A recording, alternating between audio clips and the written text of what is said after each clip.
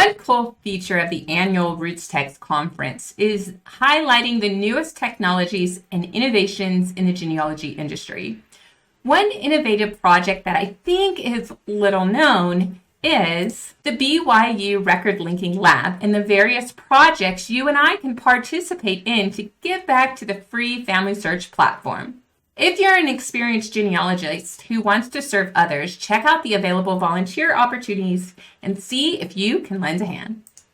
Howdy, welcome to Family History Fanatics. If you're new here, my name is Devin Noel Lee, and I love helping people find meaning and connections through their family tree. Visit the BYU Linking Lab website. The link will be in the description box. Click on the volunteer menu option, and you'll see a number of great projects you can participate in.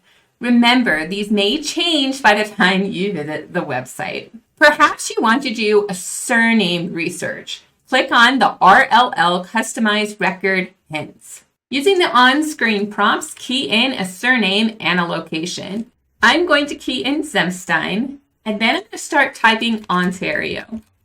Although I do not see the options for where my ancestors lived, I can choose other counties such as this one, Hamilton and Wentworth. Click Search. Now the map zooms in and shows various pins in the county I selected. Click on any of the pins and the linking lab will take us to the source linker on FamilySearch. Now please be careful and fully review these hints before saving them to the FamilySearch family tree. And please leave a reason why you're attaching these records to the One World family tree. So in this case, we have the 1911 census record for a Claude A. McBride. It's attached to some people. And what we're going to do is we're going to actually go try to look at the record. And we find that Claude A. McBride is a lodger in that household of the Wirtz family. At this time, I don't feel there's enough information for me to dive into Claude and decide if this pertains to him. That's okay. I can just close it out and then go choose another pin, perhaps Edwards. Now this is an England and Wales census, and it looks like it could match Thomas Edwards, Elizabeth Edwards, and Eleanor. But let's look at the details. So we have Cardiganshire, 1871 in that location. There isn't enough for Thomas and Elizabeth, but I can go and evaluate the profile. And in this case, there was a birth record from Wales in that location to establish the link between Eleanor and her parents. So it is entirely possible that this is a relevant record. Even though we need to be very careful with this direct link to the source linker page, this could be a fun way to do surname research when your genealogy research is a little stalled. Another fun project is the reverse indexing tool. After clicking this option, you will view some tips on how to use this tool. So you're supposed to be looking for the word good. Does this look like the word good? Does this look like the word good? So far, all of these look like good except this one right here. So we can go ahead and click on that and this will be marked as incorrect. Now, one thing I do find a little frustrating is unlike the Get Involved app where you have the yes, that's correct, no, let me fix it, there is also an unsure, I don't know, let somebody else figure that out. There really isn't that in this reverse indexing search. So that's the only kind of drawback with this, but it is kind of fun. So once you've made your selection, you click submit, and then are you sure you want to submit this batch? Go ahead and click submit, and I would recommend that you don't use the I'm always sure option. So click submit, and then it will give you more possibilities that match the keyword. One of the other things that I wish this tool has was the ability to double click into the image and to see the word in context. I remember trying to do this for the word not, and sometimes the word looked like nor, but it could very well be not without a cross T or a cross T that looked like an R.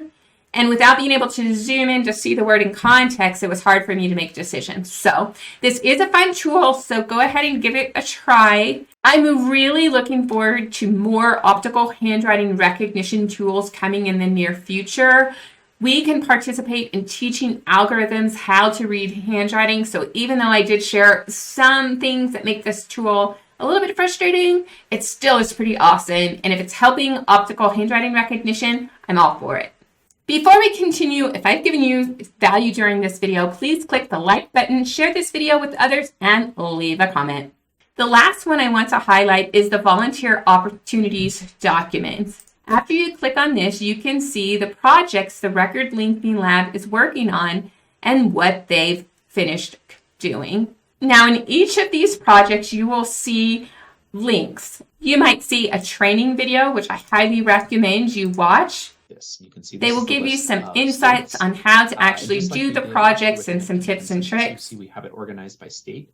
And then there is information about the project, what you can expect to do, as well as a Google Sheet to get started with the project. Anyone can edit this project. And in this case, the 1880 Census Superconnector Families Project, I'm actually going to pop down to New Mexico, that's where I live at this time, and open that up. Now, in this form, I actually added some filters. I just highlighted the columns, I went up to data, and then it would say create filter. At this time, it says remove filter. I'm going to go back and click create filter. And that makes it so that you can do a number of different things. You can sort by county. You can sort by surname, which is kind of fun. I'm going to scroll down here to the surname Lovato or Lovato. See, there's a Lovato. And there's a Lobato. And San Ildefonso is a pueblo just outside of where we live, and I drive through when I go to Santa Fe. So I'm going to go ahead and click this one. And once again, we're coming to the source linker page. Now, what this project does is it looks for families in the 1880 census with 4 or more children. And then it's also looking for the census record that doesn't have everyone connected to the FamilySearch family tree. And by giving you the recommendations, what's happening is FamilySearch is trying to help build out the family tree using census records that have multiple relatives. And then if you can find a census that matches to someone in the family tree, or you can add it to the family tree if it doesn't show up, then you can add those extra people and then try to see if you can get them into the 1900 and the 1910 census. So it's a kind of interesting project to do a little bit of genealogy random acts of kindness. Right now you can see that someone has decided that this did belong to the Josefa Tellez, and therefore it looks like it could be about Bernardo, who's from 1830s to 1825. The age is a little bit off. That is a possibility. We would have to see what sources are connected here to see whether this would be accurate or not. There is a Dolores, there's a Ramon, Pascuela, Juanita, which might be this Juanita right in there. The ages are a little bit off. So that's probably why FamilySearch is suggesting that this is an additional child. And then there's the Jose, who's in 1873. Now, this is the 1880 census, so why some of these other children aren't in there is a question to explore. I will advise that you always go and look at the actual image to see what details you can. There might be some clues that can help you figure it out even further, as well as go to the profiles and check out the sources to see, does this fit? Does this make sense? What other notes are taking place? If you do decide that this image belongs to this family, then you can go through and do the comparison and then add a reason statement. I did see some training videos where people were just rapidly adding these things without adding those reason statements. You need to not be that way. Add a reason statement. Why do you think this makes sense? Because somebody later may come on and say, that's not right. And they can see what your thought process is. But again, the cool part of this project is you might be able to add new names to the World Family Tree, which can be exciting and may help newbie genealogists find their family members when they log into FamilySearch for the first time.